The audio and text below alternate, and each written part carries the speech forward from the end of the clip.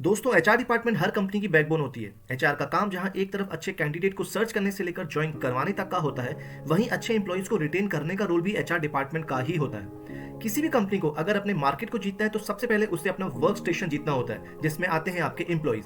बिना अंदर की जंग जीते बाहर की जंग कोई भी एम्प्लॉयर नहीं जीत सकता है।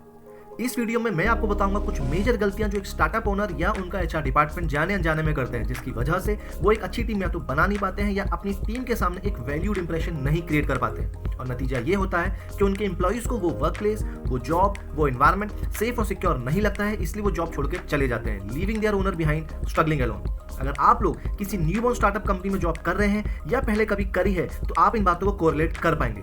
आप लोग कमेंट बॉक्स में लिखकर जरूर बताएं कि क्या आप लोगों के साथ ऐसा कभी कुछ हुआ है अपनी करंट कंपनी में या प्रीवियस कंपनी में। भारत दुनिया का थर्ड लार्जेस्ट इकोसिस्टम है स्टार्टअप कंपनीज का। यही स्टार्टअप कंपनीज बहुत बड़ा रोल प्ले करते हैं एम्प्लॉयमेंट जनरेशन में, और ये जॉब अपॉर्चुनिटीज फ्रेशर कैंडिडेट्स के लिए भी होती हैं, वहीं ये मौका देते हैं डोमेन एक्सपर्ट्स को और इंडस्ट्री स्पेशलिस्ट कैंडिडेट्स को भी। There are two major challenges all the startups are facing. सबसे पहले कि 90% स्टार्टअप्स फेल हो जाते हैं और अपनी 5 इयर्स की जर्नी भी पूरा नहीं कर पाते। साल 2022 में 2400 से भी ज्यादा स्टार्टअप्स फेल हो गए थे, which was double from the year of 2021. And the sad news is, despite of getting sufficient funds, these startups got failed. इसका अंदाजा आप इस बात से भी लगा सकते हैं कि 2022 में 266 स्टार्टअप्स ने 290 मिलियन यूएस डॉलर की फंडिंग अर्न की थी, बट एट लास्ट वो सभी कंपनीज बंद हो गई। सो ऑन एन एवरेज हर बंद हुई कंपनी को 1 मिलियन यूएस डॉलर की फंडिंग मिली थी। दूसरा सबसे बड़ा चैलेंज स्टार्टअप कंपनीज के लिए रहता है अपने टैलेंट्स को रिटेन करना। यहाँ टैलेंट मींस अपने इंपॉर्टेंट एंड कैपेबल एम्प्लॉइज से। एक रिपोर्ट की माने तो स्टार्टअप्स में 54% से भी ज्यादा एट्रिशन रेट रहता है। सही कहा किसी ने कि एक मशीन 100 एम्प्लॉइज का काम कर सकती है, लेकिन कोई भी मशीन एक्स्ट्रा ऑर्डिनरी ह्यूमन को कंपनसेट नहीं कर सकती है। And therefore every company needs extra ordinary human power, भले ही उस कंपनी के पास लेटेस्ट टेक्नोलॉजी क्यों ना हो। देखिए, जब भी बात होती है स्टार्टअप्स के फेलियर्स की तो कॉमन पॉइंट जो बताए जाते हैं वो कुछ इस तरह से होते हैं कि company suffered from money crisis, market competitors, consumer taste पर रिसर्च अच्छे से नहीं हुआ, न्यू इनोवेटेड प्रोडक्ट नहीं था, मार्केट में अच्छे से अवेयरनेस डेवलप नहीं हो पाई, अपने प्रोडक्ट को रॉन्ग मार्केट में लॉन्च किया, मार्केटिंग अच्छी तरह से नहीं हुई, डिमांड और सेल क्रिएट नहीं कर पाए, और सबसे इंपॉर्टेंट बात, इन्वेस्टर से इन्वेस्टमेंट अर्न नहीं कर पाए। लेकिन ये बात समझने वाली है कि चाहे फेलियर का रीजन कुछ भी हो, इन सभी प्रॉब्लम को रिजॉल्व करने के लिए आपकी कंपनी के पास qualified, experienced and devoted candidates होने चाहिए। सक्सेसफुल ऑर्गेनाइजेशन सबसे पहला काम करती है अपने ह्यूमन पावर को स्टैब्लिश करने में। अक्सर देखा गया है जिन ऑर्गेनाइजेशन में एट्रिशन रेट ज्यादा होता है वो कंपनी सबसे पहली गलती करती है, being a young startup, being in a developing phase, वो अपनी हायरिंग का काम आउटसाइड एजेंसीज को दे देती हैं। यहाँ तक भी देखा गया है कि ये कंपनीज अपने इंपॉर्टेंट की प्लेयर्स के सिलेक्शन प्रोसेस का काम आउटसाइड फ्रीलांसर्स या इंटर्नशिप कर रहे लोगों को तक दे देते हैं। पर क्यों? इसके जवाब में ये कहते हैं कि टाइम सेविंग है और कॉस्ट सेविंग है। लेकिन इसमें दो सबसे बड़े चैलेंजेस होते हैं। जो भी ये रिक्रूटमेंट एजेंसीज हैं, या तो वो फ्रीलांसर्स हैं या फिर खुद एक स्टार्टअप फर्म है, जिसकी वजह से उनका खुद का एक्सपीरियंस भी लिमिटेड होता है। वो खुद अपनी ऑर्गेनाइजेशन में राइट हायरिंग करना, एट्रिशन को कंट्रोल करना जैसी प्रॉब्लम से जूझ रहे होते हैं। इसलिए हायरिंग जैसा इंपॉर्टेंट काम ऐसी फर्म को देना कोई बेटर वे नहीं है।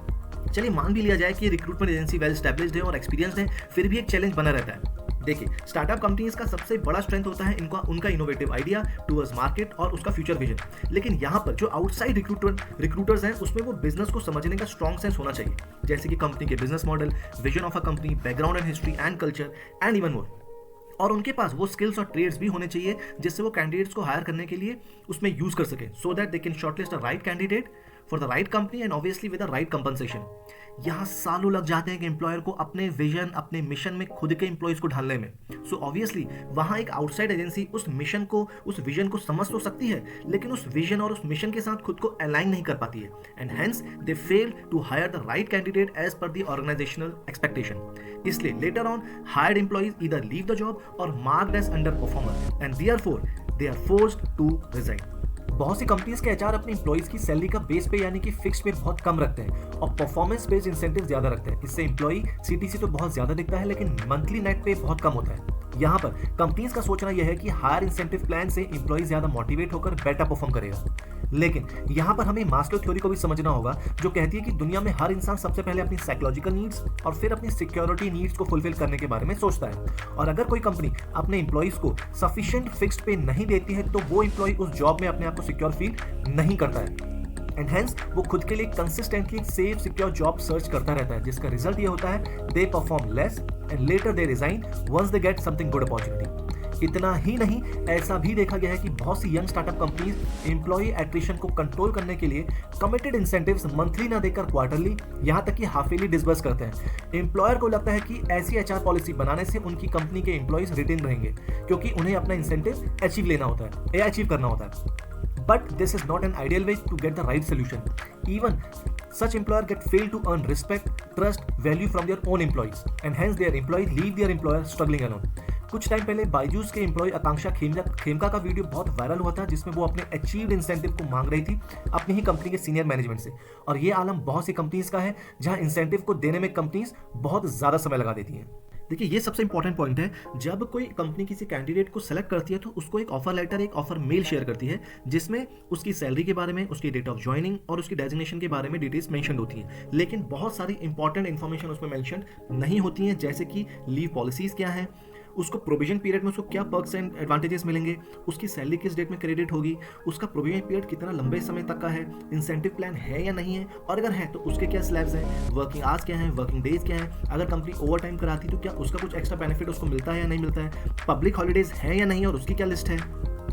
और ये सारी इन्फॉर्मेशन जाने बिना जब कोई एम्प्लॉय किसी कंपनी को ज्वाइन करता है और वहाँ पे उसको अनसेटिस्फैक्टरी कल्चर जानने को मिलता है, जब उसको पता चलता है कि वो सारी चीज़ें उसके फेवर में या जैसा वो एक्सपेक्ट कर रहा था वैसे उसको नहीं मिलता है, तो उसका मोरल, उसका कॉन्फिडेंस डाउन होने लगता है। बहुत सी कंपनीज होती हैं जो अपनी सैलरीज देती हैं 10th ऑफ द मंथ, बहुत सी कंपनीज जो 15th ऑफ द मंथ को सैलरी दे रही हैं, और बहुत सी ऐसी भी कंपनीज हैं जहां पर सैलरी आने का कोई फिक्स डेट है ही नहीं। और अगर आप लोगों के साथ ऐसा कभी कुछ हुआ है या हो रहा है तो आप इस बात को कोरिलेट कर पाएंगे। इसके बारे में मैंने एक डिटेल वीडियो अलग से बनाया है, आप चाहें तो वो भी देख सकते हैं। सिचुएशन तब वह ज्यादा हो जाती है जब किसी कैंडिडेट के साथ जब वो काम कर रहा है, उसको 2 महीने हो गए हैं, 3 महीने हो गए हैं और कंपनी उसको अपॉइंटमेंट लेटर तक नहीं दे रही है। किसी भी तरह की अगर वो छुट्टी लेता है तो उसका सैलरी डिडक्शन हो रहा है, अगर उससे वीकेंड पे काम कराया जा रहा है तो उसको एक्स्ट्रा पे नहीं मिल रहा है।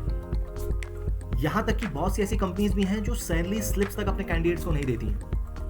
अब एक एम्प्लॉयर को खुद से सोचना होगा कि जब कोई एम्प्लॉय इस तरह के एनवायरनमेंट में अगर काम कर रहा है तो क्या वो एम्प्लॉय अपने आप को सेफ जोन में समझेगा, क्या वो समझेगा कि वो एक सिक्योर कंपनी के अंदर काम कर रहा है। नतीजा यही होता है कि वो कंपनी को छोड़ के चले जाता है, हेंस एट्रिशन रेट बढ़ता ही चले जाएगा।